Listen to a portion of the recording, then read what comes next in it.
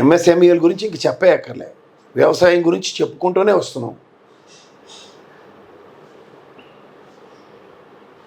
ఇది సార్ మీరు మన దావోస్లో కూడా 10 పోర్ట్ల పైన ఉన్నాయని ఇవన్నీ చెప్పిన దగ్గర సార్ ఇన్ఫ్రాస్ట్రక్చర్ విషయంలో కూడా అంటే ఈ ఖర్చు ఎక్కడికి పోయిందని అంటారు కదా సార్. 5 years బడ్జెట్లో 1.5 year 2 years బడ్జెట్ అగ్రిగేట్న సంక్షేమానికి ప్రజలకి 31,31,000 మందికి పట్టా భూములు ఇవన్నీ రాష్ట్ర ఖజానా నుంచి ఎక్స్పెండిచర్ కింద కన్సిడర్ చేయండి సార్, నాడు నేడు స్కూల్స్తో కలిపి.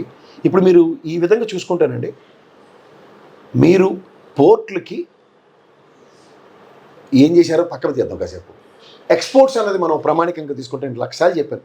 90,829 కోట్లుతో 14 నుంచి 19 దాకా 12వ స్థానంలో మనం ఉన్నాం.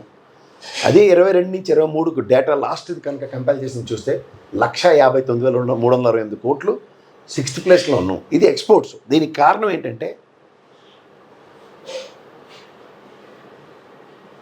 35,521 బోట్లు నిలిపే సామర్థ్యం పెంచుకోగలిగాం.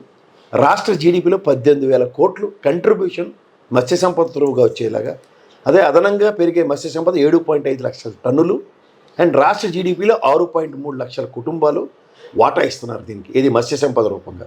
ఉపాధి కల్పన చూసుకుంటే పోర్టుల ద్వారా 75,000 మందికి ఉద్యోగాలు, హార్బర్ల ద్వారా 65,000 ఉద్యోగాలు, షిప్ ల్యాండింగ్ల ద్వారా 39,000 మందికి ఉద్యోగాలు కల్పించేదానికి ఈ ఫిష్ ల్యాండింగ్ సెంటర్స్ ఇవన్నీ యాక్సెప్ట్ చేయవలసింది. పులికాట్ సరస్సుకి ఆధునీకరణకి 94.75 కోట్లు, బాగుపడే కుటుంబాలు 25,000 కోట్లు, అక్వా హబ్బులు 70, వ్యవసాయం 333 కోట్లు, రీటైల్ స్టోర్లు 1,400, ఉపాధి 80,000 మందికి. దిస్ ఆల్ ప్రాస్పెక్టివ్ డ్రైవ్లో ముందుకెళ్తే మీరు ఒకటి గమనించుకోగలుగుతారండి. రామాయపట్నంకి అంటే మీరు డబ్బులు ఏమైపోయిన దానికి నేను మళ్ళీ ఇంకోసారి లెక్క చెప్తున్నాను. రామాయపట్నం పోర్టుకి 3,736.14 కోట్లు ఖజానా నుంచి ఖర్చు పెట్టబడింది.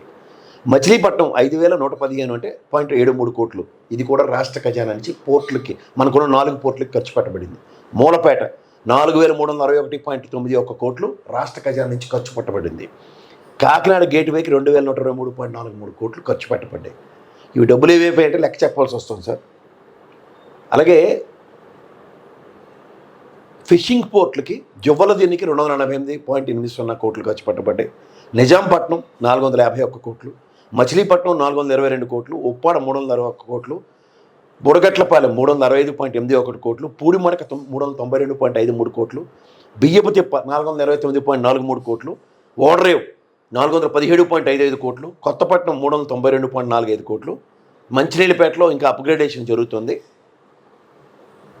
అలాగే ఫిష్ ల్యాండింగ్ సెంటర్లు చింతపల్లిలో 23.74 కోట్లు ఖర్చు పెట్టబడింది, భీమిలి 24.86 కోట్లు, రాజయ్యపేట 24.77 కోట్లు, దొండవాడ 23.90 కోట్లు, ఉప్పలంక 5.74 కోట్లు, రాయిదరు 23.90 కోట్లు. ఇవి నేను ఎందుకు చెప్తున్నానంటే సార్, ఈ డబ్బులు రాష్ట్ర ఖజానా నుంచి డబ్బులు ఏమైపోయాయన్న దగ్గర ఫిష్ ల్యాండింగ్ సెంటర్లకి ఎంత ఖర్చు పెట్టారు, ఫిషింగ్ హార్బర్లకి ఎంత ఖర్చు పెట్టారు, 4 పోర్ట్లకి ఎంత డబ్బులు ఖర్చు పెట్టారో ఒక్కసారి చూసుకోగలిగితే సార్ అర్థమవుతుంది. అలాగే వైద్యానికి వచ్చారు కదా సార్, ఉద్దానం ఊపిరి పోస్తూ కిడ్నీ సెంటర్లో 200 బెడ్ల కెపాసిటీ, వ్యయం 85 కోట్లు, బ్లాకులు 3, అంతస్తులు 4, విభాగాలు 14, సిబ్బంది 122 మంది ప్లస్. అలాగే ఉద్దానం వాటర్ ప్లాంట్కి కెపాసిటీ 1.12 TMCలు, వ్యయం 700 కోట్లు ఖర్చు అయింది, పైప్ లైన్లకి 132 కోట్లు, నీటి సరఫరాకి 112 గ్రామాలు ఇది ఖర్చు పెట్టింది సార్. మెడికల్ కాలేజీలు 200 కోట్లు రాష్ట్ర ఖజానా నుంచి ఖర్చు పెట్టబడింది. మీరేమో బాధ్యత మీకుందని మేము భ్రమిస్తున్నాం, కానీ మీరు విస్మరించారు ఈసారి మెడికల్ కాలేజీలు. ఆ 17 మెడికల్ కాలేజీల యొక్క పురోగతి ప్రగతి ఎంత డబ్బులు ఇన్ఫ్రాస్ట్రక్చర్ ఖర్చు పెట్టారన్నది రాష్ట్ర ఖజానా నుంచి ఎక్స్పెండిచర్. ఇవాళ మెడికల్ ఫర్టర్నిటీలో ఇవాళ గవర్నమెంట్ హాస్పిటల్స్ కనుక ఉండుంటే what sort of revolution would have taken place. ఎందుకంటే బాధ్యత మీద ఏంటంటే విద్య వైద్య ఆరోగ్యంకి సంబంధించిన అంశాలే కదా సార్ ప్రభుత్వ పరిపాలనలో మీకు తీసుకోవాల్సిన responsibility. The major chunk is addressed already, remaining meets your part and parcels of the governance. ఏమీ కాకుండా దాటవేద ధోరణితోనూ ఎన్నాళ్ళు ఈ అబాస్ పాలు చేసుకుంటూ గత ప్రభుత్వం మీద కాలక్షేపం చేస్తుంటారు. 200 కోట్లు మెడికల్ కాలేజీలకి ఖర్చు పెడితే వ్యయం 8,480 200 బెడ్లు మెడికల్ కాలేజీల కోసం యాంటిసిపేట్ చేస్తున్న దగ్గర 8,480 కోట్లు పెరిగే సీట్లు 4,375 కోట్లు.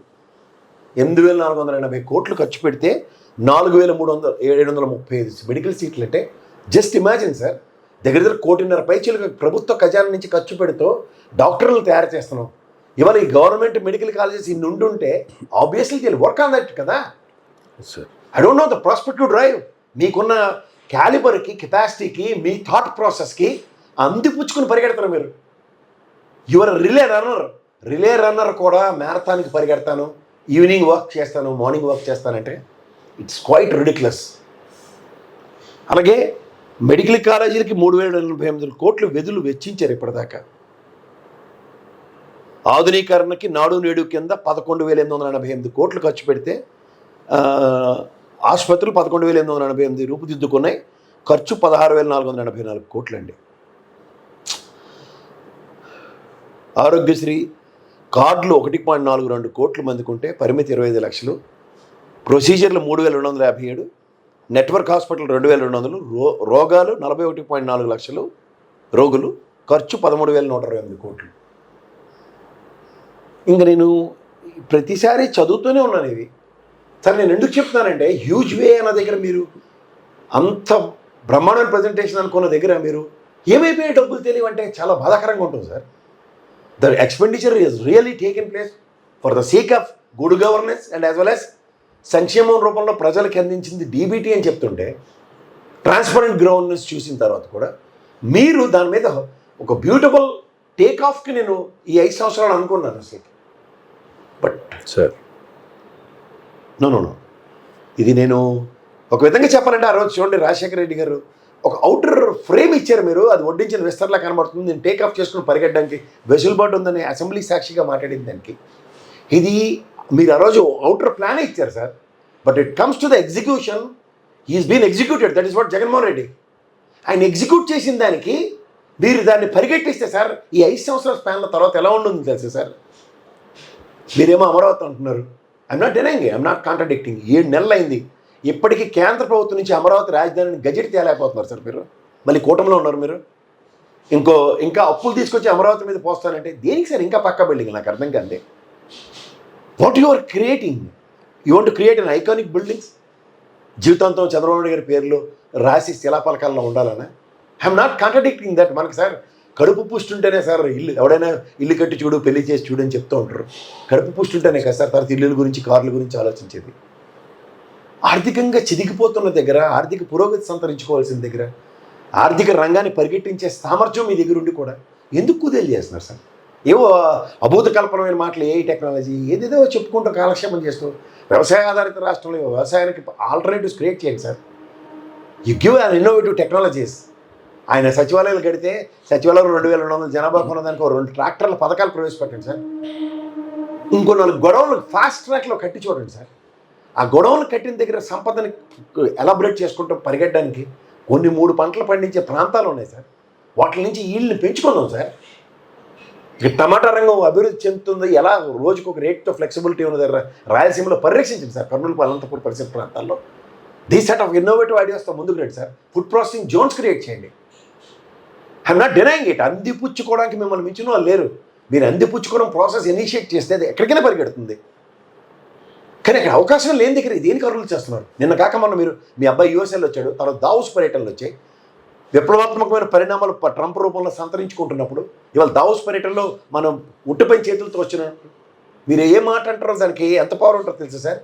పాలిచ్చే ఆవును అనుకుని ఉట్టిపోయిన గేదెలు అనుకున్న దగ్గర నిజంగా పాలిచ్చే ఆవులు నిజంగా తెచ్చుకున్నట్టు ప్రజలు భ్రమించే టైంలో మళ్ళీ ఉట్టిపోయిన గేదెలు తీసుకొచ్చి మన ఎత్తికి పెడితే ఏం చేయాలి సార్? కళలు అబ్దుల్ కలాం గారు కలమన్నారు కానీ సార్ సాకారమైనది, అందరూ సహకరించుకోవాల్సింది. ఏమో సార్, బాధాతప్తుల హృదయంతో మీకు అన్నీ తెలిసి కూడా మీకు ఏమీ తెలియనట్టు మీరు మాట్లాడుతుంటే చాలా బాధగా ఉండి ఈ విధమైన ప్రజెంటేషన్స్తో కాలక్షేపాలు ఎన్నాళ్ళు చేస్తారు సార్ మీరు? ఇంకా ఇంకా ఇంకా జగన్మోహన్ రెడ్డిని హ్యూమిలేట్ చేసుకుంటూ అరే ప్రతి ఒక్కళ్ళు కనిపిస్తున్నాయి సార్. కొట్టొచ్చిన డేటాలు ఉన్నాయి. వీ కెనాట్ హైడ్ కదా. మీ తపరసాలను తలుచుకుంటే హైడ్ చేయొచ్చు సార్. ఏది పడితే అది ప్రొవొకేషన్ చేయొచ్చు.